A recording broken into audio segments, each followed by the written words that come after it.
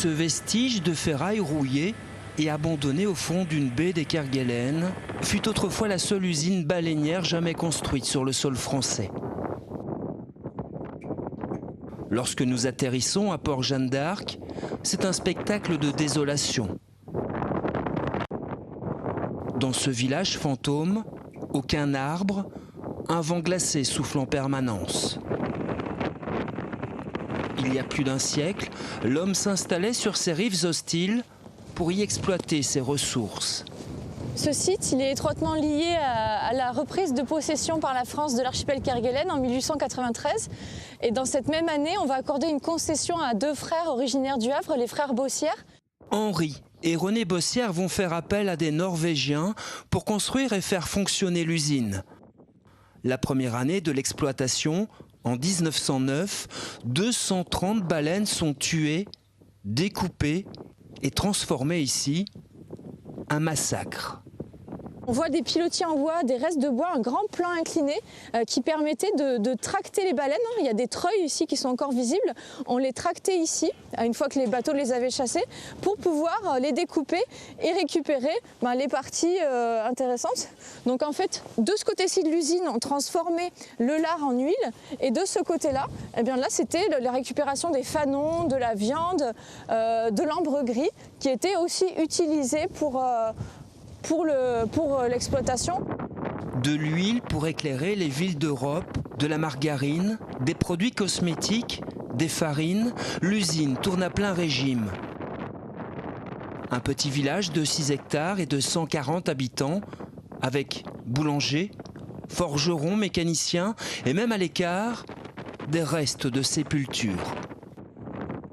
Là, on voit qu'il y a 5 tombes pour lesquelles les croix se sont petit à petit envolées, puisque je pense que vous voyez bien qu'il y a beaucoup de vent, probablement des ouvriers de l'usine. Mais voilà. Après, on n'a pas plus de précision dans quel domaine ils travaillaient, s'ils travaillaient dans les chaînes de production sur les bateaux. Là, pour le coup, on ne sait pas encore. En pause durant la Première Guerre mondiale, la production s'arrêtera définitivement en 1926 avec l'arrivée des navires-usines. Aujourd'hui, les quelques visiteurs privilégiés à se rendre sur place peuvent encore respirer l'atmosphère de cette histoire.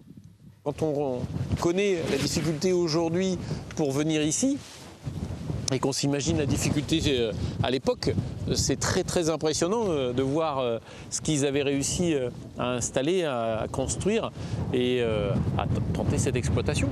Il y a une drôle d'ambiance, oui. C'est quelque chose qui s'est arrêté depuis très longtemps. On arrive sur un endroit où le temps s'est arrêté. C'est assez beau en fait. C'est très calme malgré le vent. Un siècle plus tard, tous les bâtiments sont à l'abandon. Certains se sont effondrés, d'autres, comme cette porcherie, ont été restaurés. Également ces chambres servant de refuge aux rares scientifiques et agents de la réserve naturelle de Passage.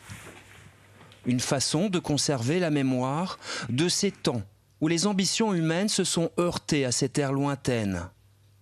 C'est un patrimoine qui est intéressant parce que c'est vraiment le témoin des tentatives d'exploitation à échelle industrielle ici au Kerguelen. Et c'est aussi ce lieu, en fait, l'exploitation démesurée finalement des éléphants de mer et des baleines qui a fait prendre conscience qu'il fallait protéger les espèces.